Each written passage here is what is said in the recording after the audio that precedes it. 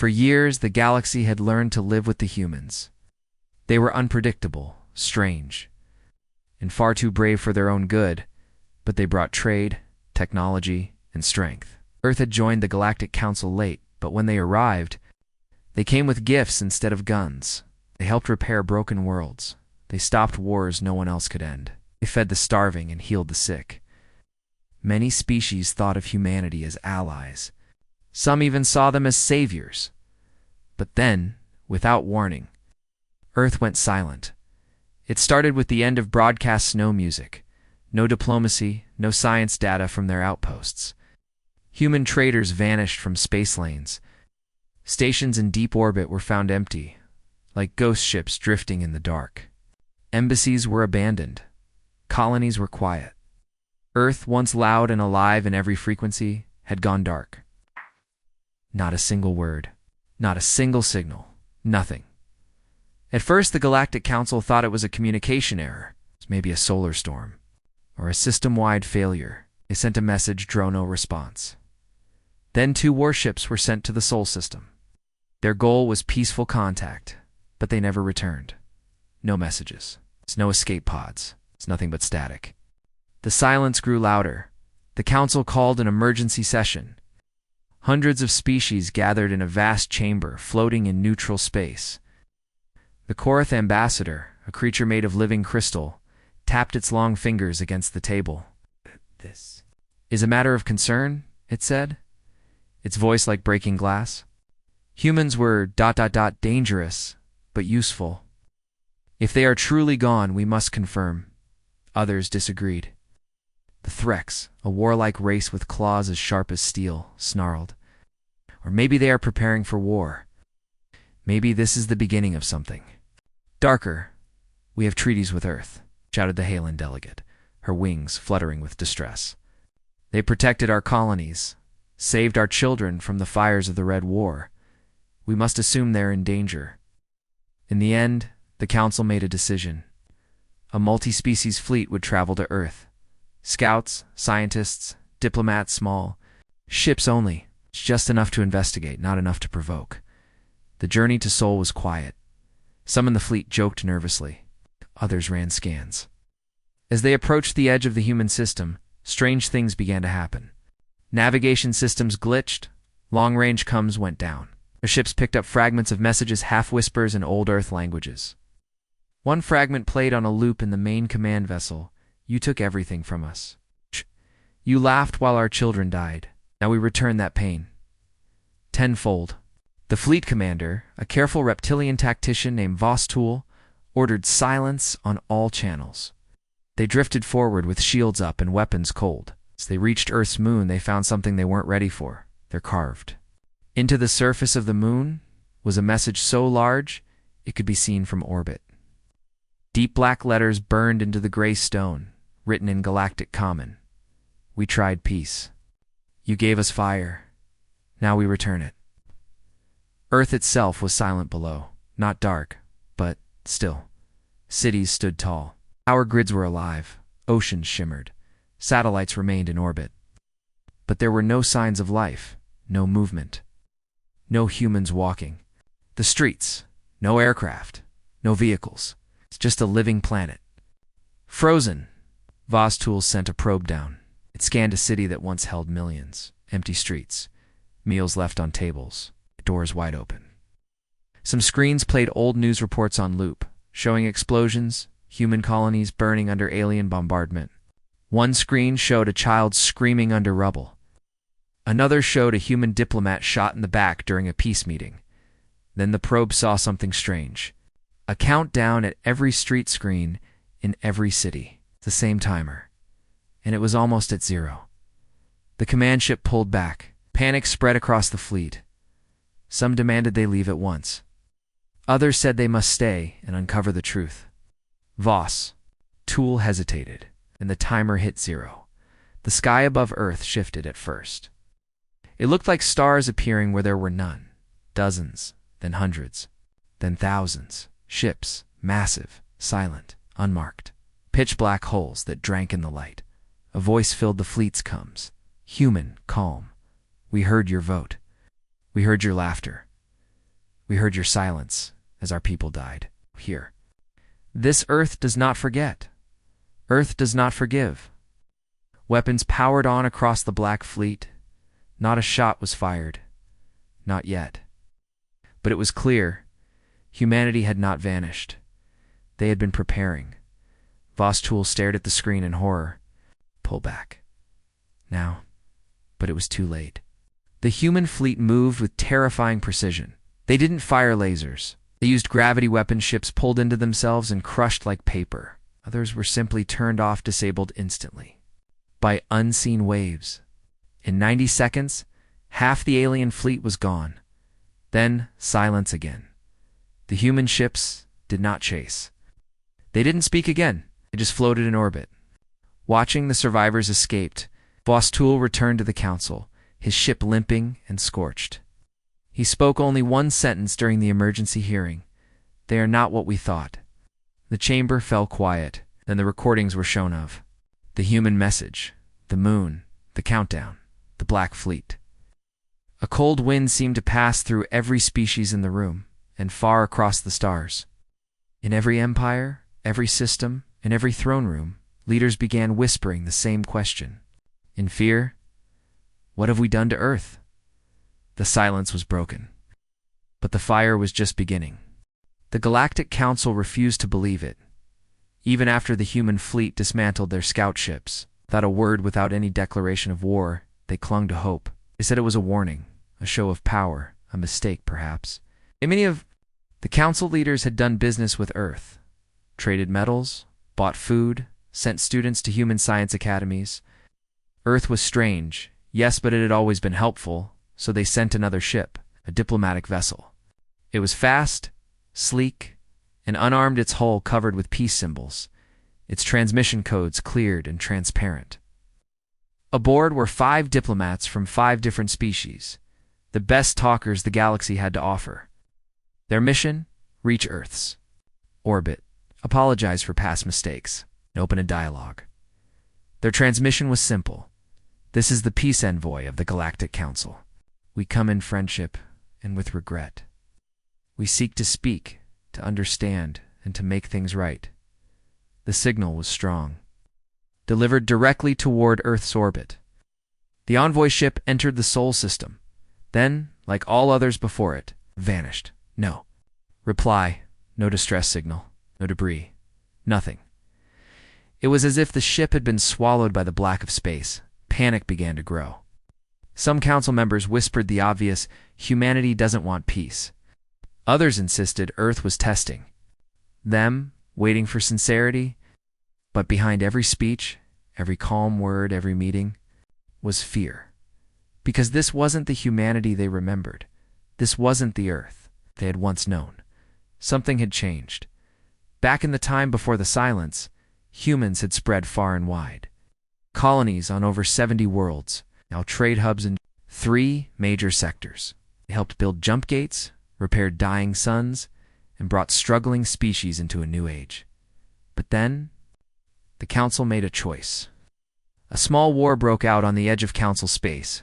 Nothing major, just another border conflict. But one of the factions attacked a human colony by mistake, burned it to the ground, children included. The humans asked for justice. The Council gave words, committees, hearings, delay after delay. The attackers were never punished. Worse, they were given trade deals to maintain balance. Earth withdrew from the Council the next day. No threats, no speeches. Just silence, now. That silence was returning like a storm. A week after the peace envoy vanished, human message appeared across all known channels. No face, no logo, just a single cold voice. You asked for peace after burning our homes. You offered words after, silencing our children. Now we return what you gave. The message ended. But what followed was worse. One by one, the old human colonies were visited, not by diplomats, not by doctors, but by black ships. On the planet Rithernean, alien settlers woke to find human drop pods falling from the sky.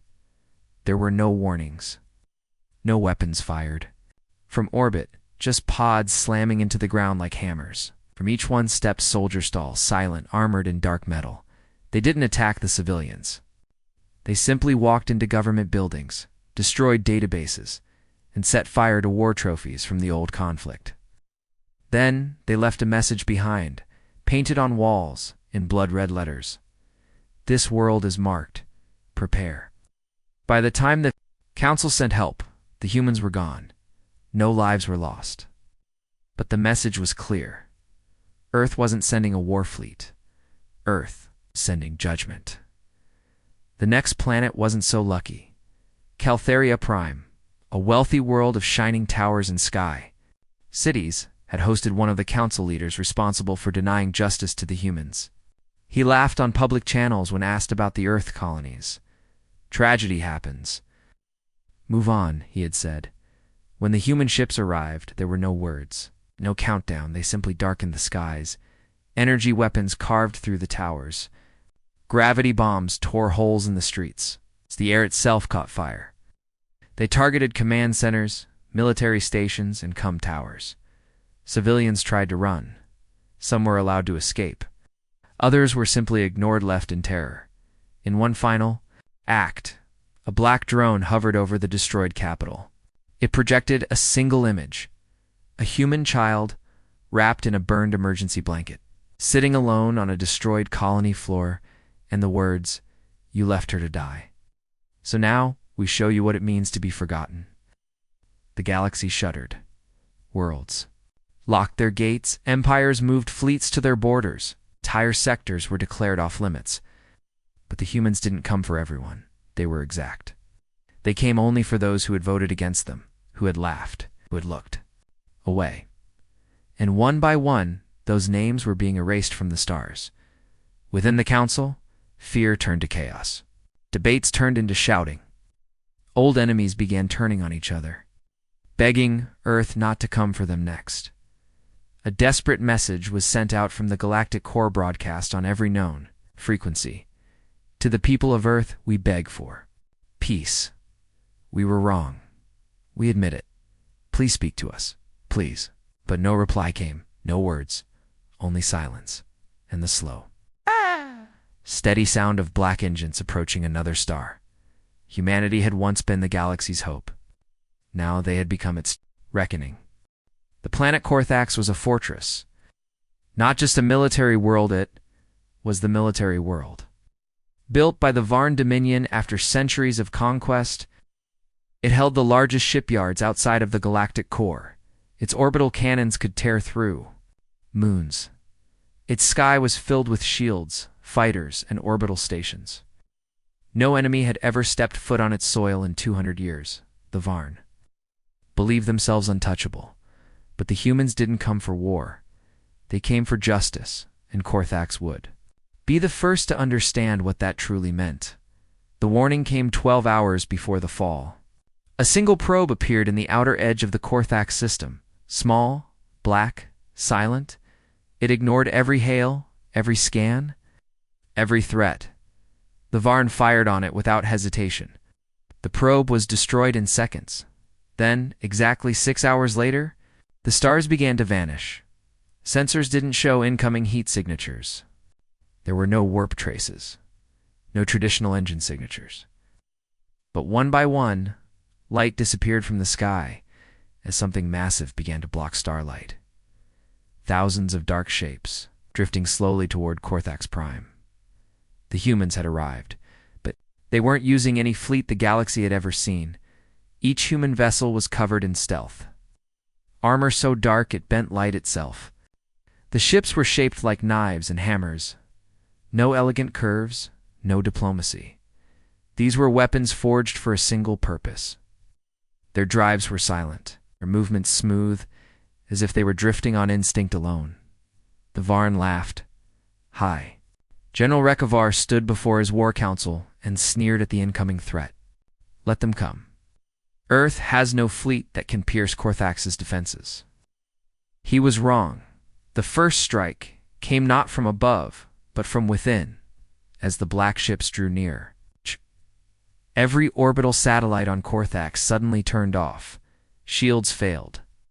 Defense AI went silent. Missile bays refused to fire. In every command center, screens filled with static then displayed a single message. We watched your guns burn our children. Now we burn yours. The Varn screamed. Carver gave the command to reboot every system manually. Too late. The humans had been inside the network the whole time. The sky turned red. From orbit, kinetic rods began falling like rain. No explosions, just pure impact. Columns of fire rose from city centers. War bunkers shattered. Shipyards collapsed. Then came the drop pods. Thousands of them. Black, silent, fast. They slammed into the ground with such force the tectonic plates groaned. Human soldiers emerged, armored, emotionless, armored in gray exoframes. They didn't speak. They didn't shout. They moved like machines, every step precise. Every shot final. They didn't take prisoners. They didn't ask for surrender. Because this wasn't a war. This was. Judgment Recavar tried to run. He boarded his private shuttle, shouting orders. Into dead comes. His ship launched into the sky, only to be stopped mid-air by a strange pulse. Everything froze. His engines shut down. Lights flickered. A black drone appeared before his window. It spoke in a flat human voice. We remember, Eden 4. Then the shuttle was going to swallowed in a flash of white light. In silence, Eden-4. That was the colony Korthax soldiers had burned 2 years ago. A peaceful human settlement. No weapons, just farms. Families, children, they had begged for help. And the Varn had answered with fire. Now, Earth answered in 37 minutes. Korthax Prime was silenced. The survivors, those few who hid in deep caves or lucked into shielded bunkers, merged days later to find their cities gone. Black. Drones floated through the ruins, scanning, watching. Single warning played on loop. This was mercy. Next time there will be none. Back in the Galactic Council, horror gripped every chamber. News of Korthax's fall spread like wildfire. Species who once mocked Earth now sat in silence. Leaders who once voted against intervention now trembled. Because this wasn't just a response, this was a message. Humanity was not coming to negotiate.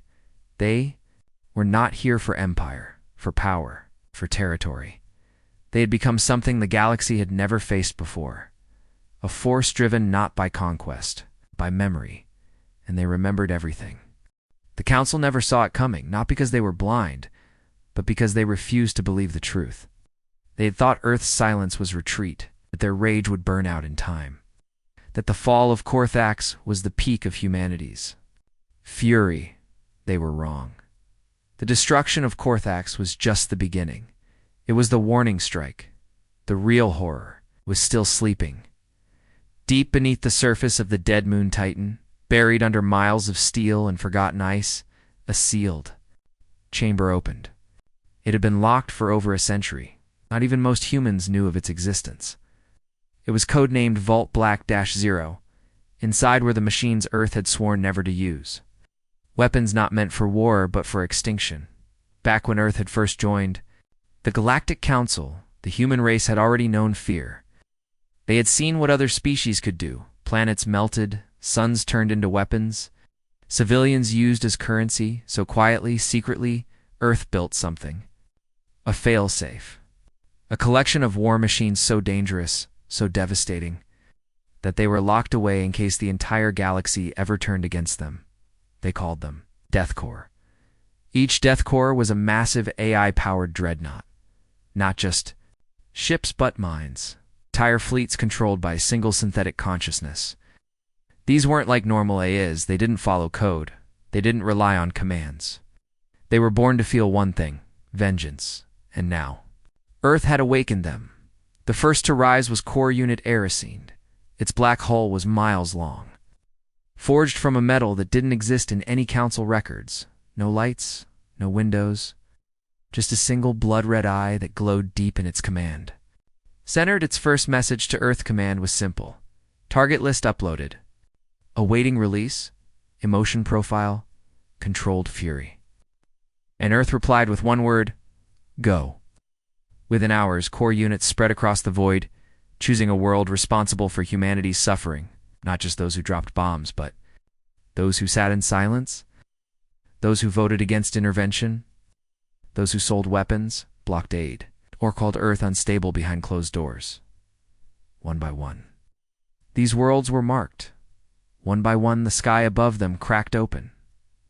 On the planet Zeltrun, a city of 2 million watched in awe as a ship larger than anything they'd ever seen entered their atmosphere without a sound.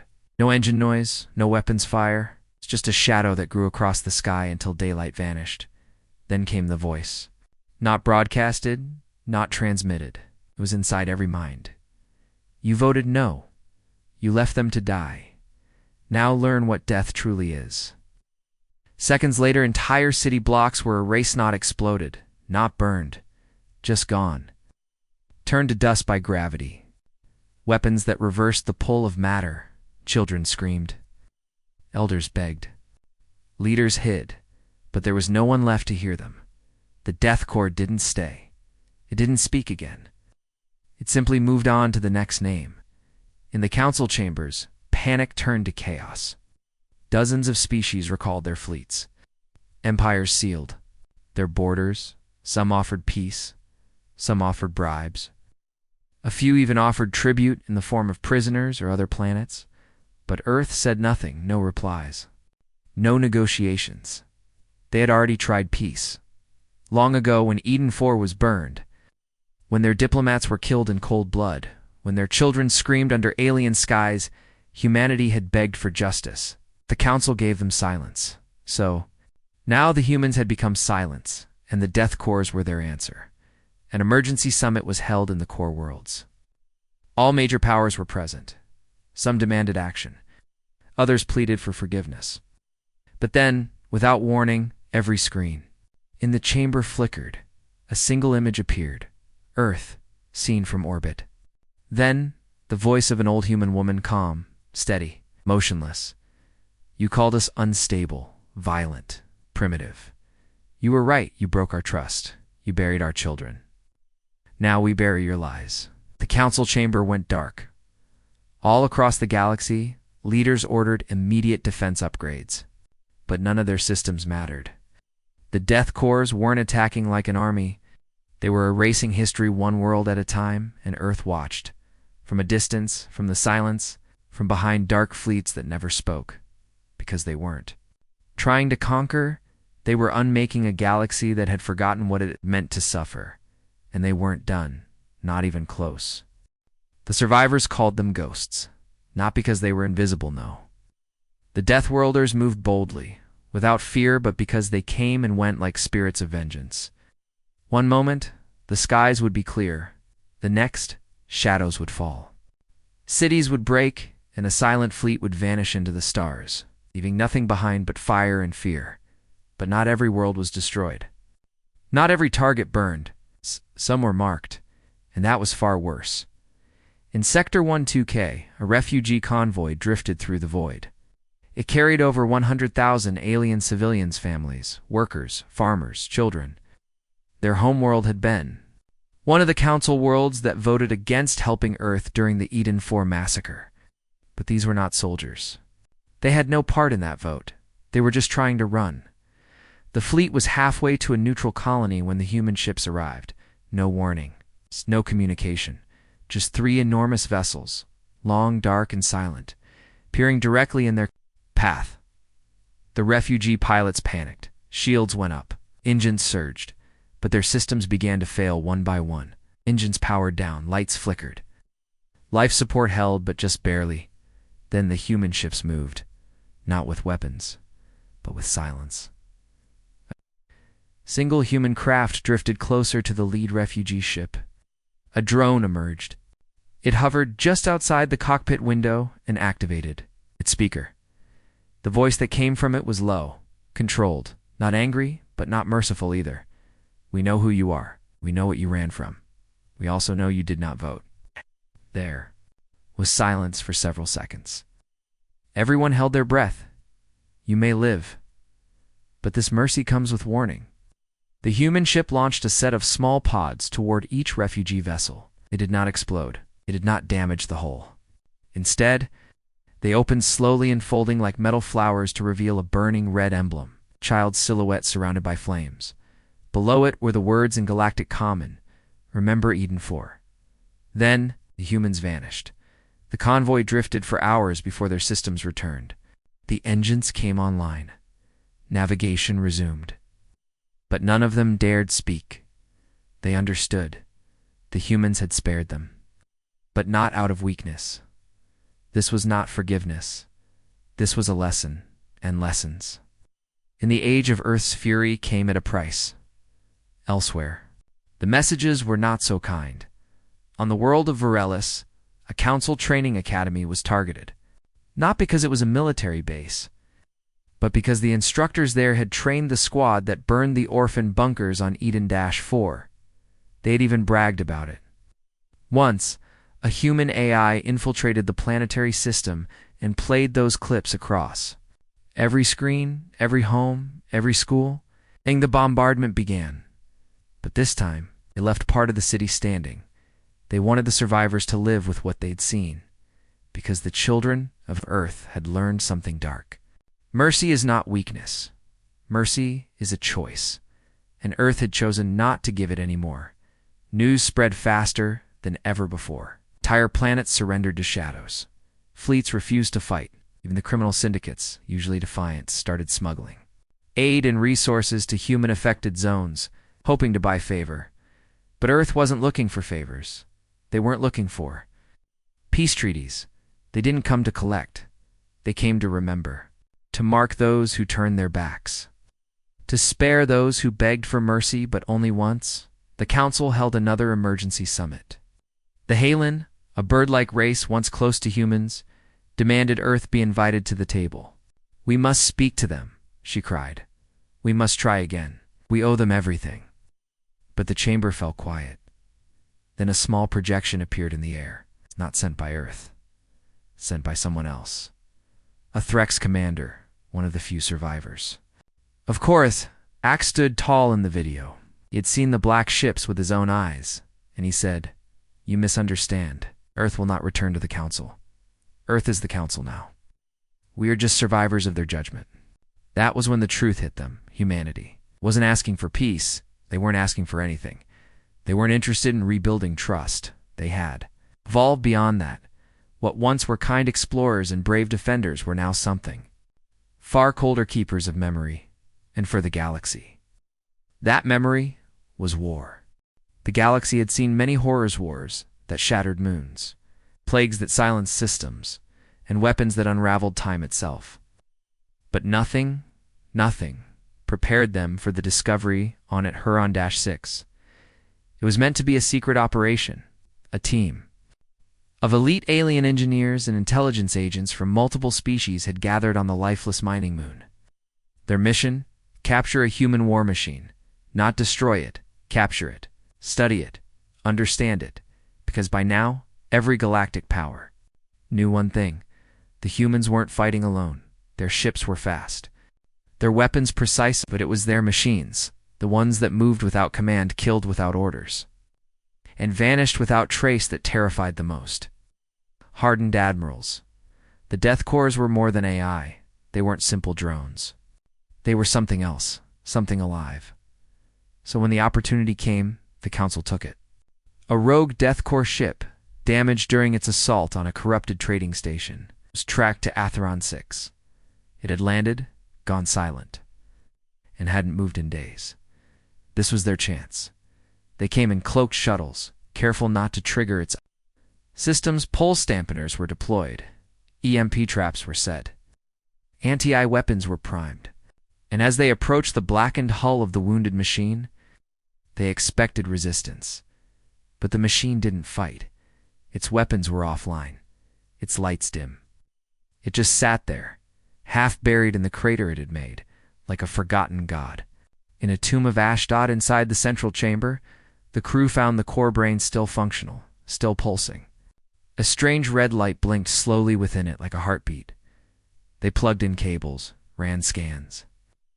No response, until one of the scientists, a nervous reptilian named Kosh, whispered something almost too soft to hear. Crying. No. One understood, but the audio logs didn't lie. From within the machine, a sound played on repeat. Not mechanical, not coded.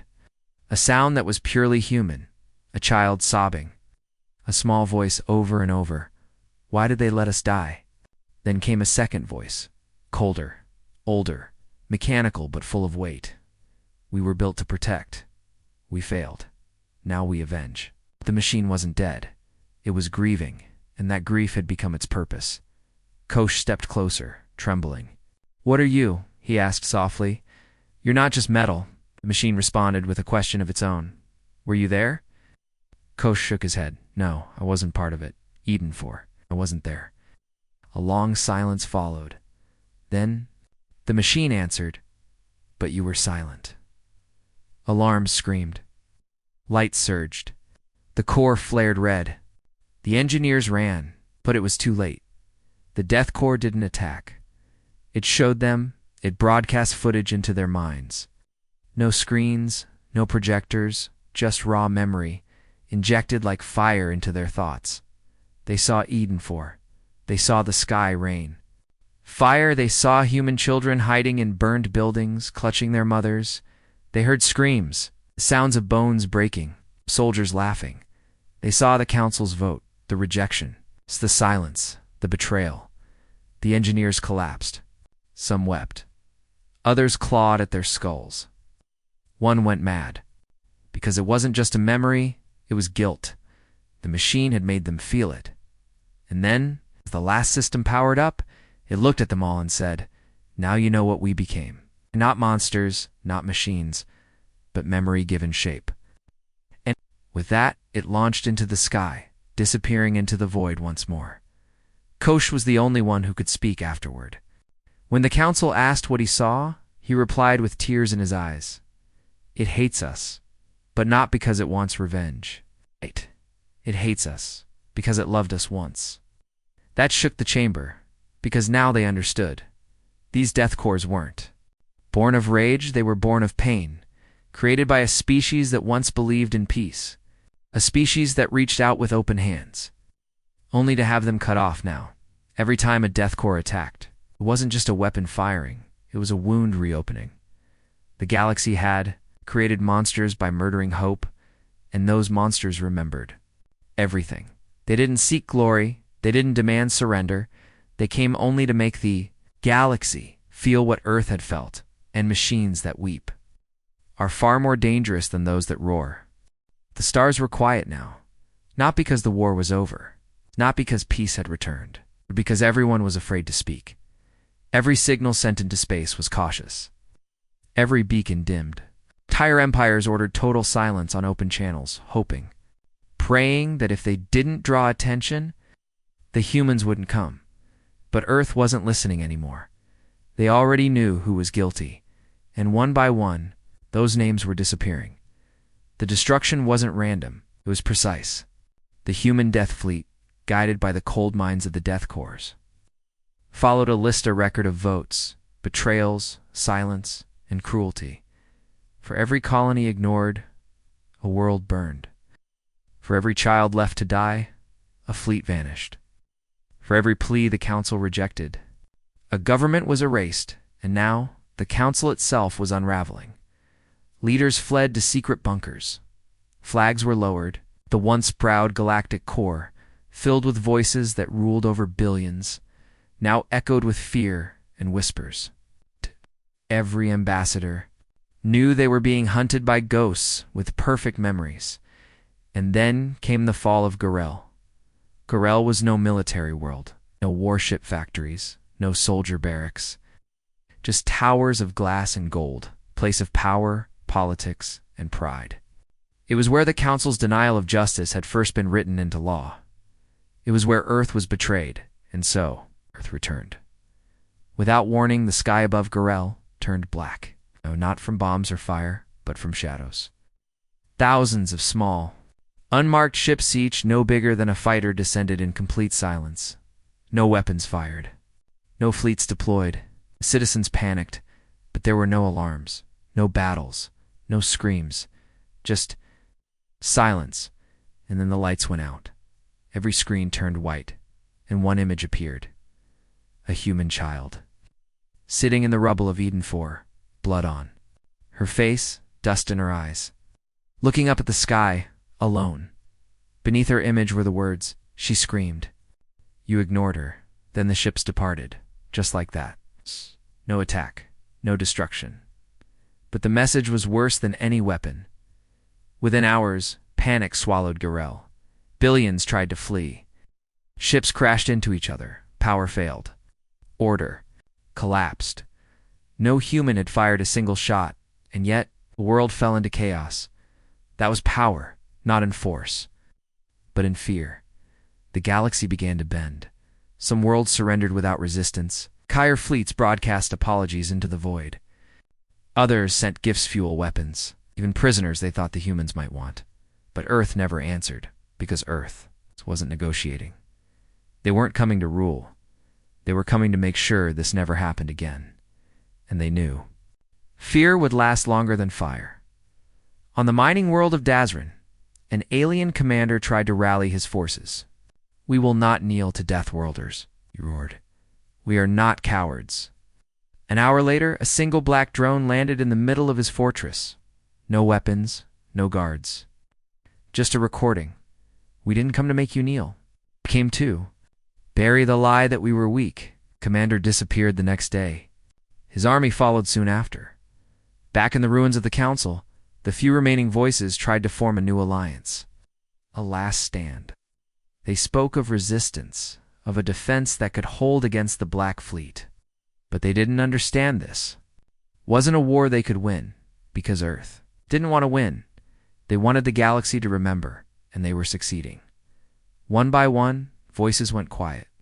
Not from death, but from surrender, from shame, from a deep, endless guilt that settled into every star system like a sickness.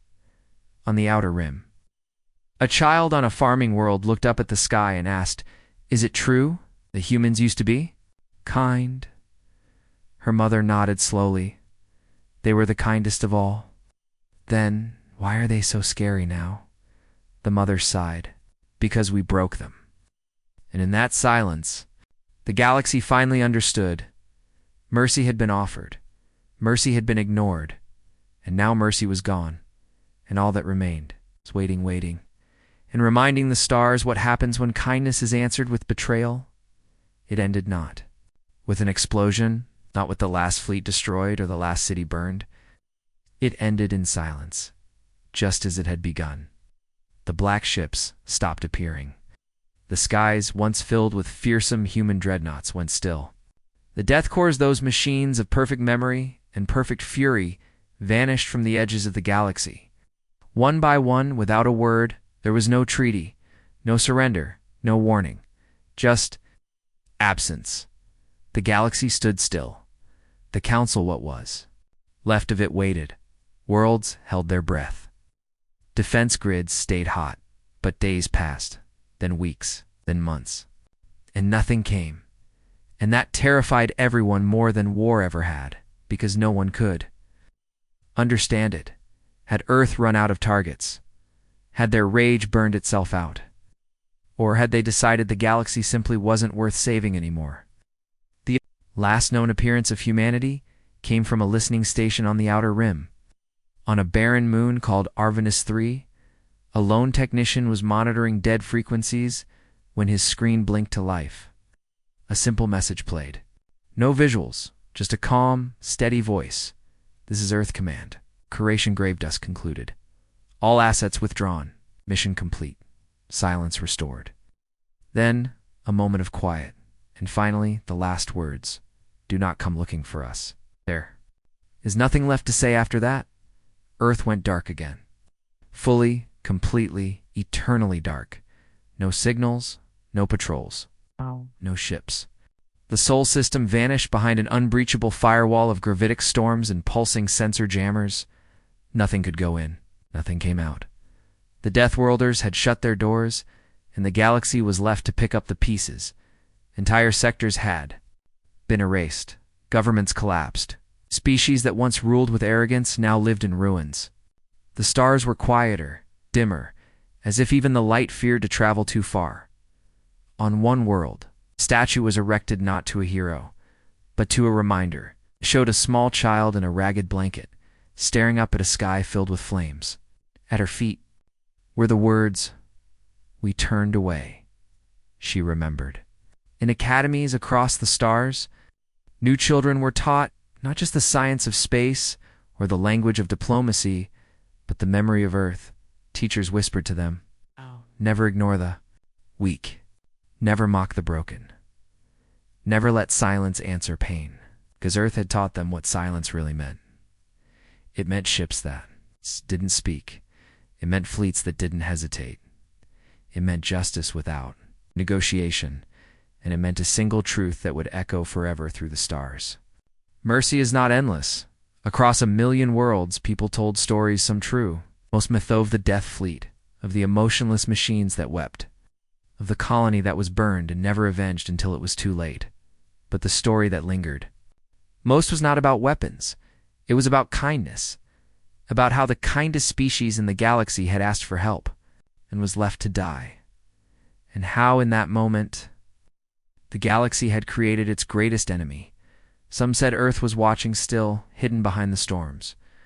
Others believed they had left this part of space forever, but all agreed on one thing: the next time the stars screamed for mercy, humanity would not answer, because they already had, and no one listened.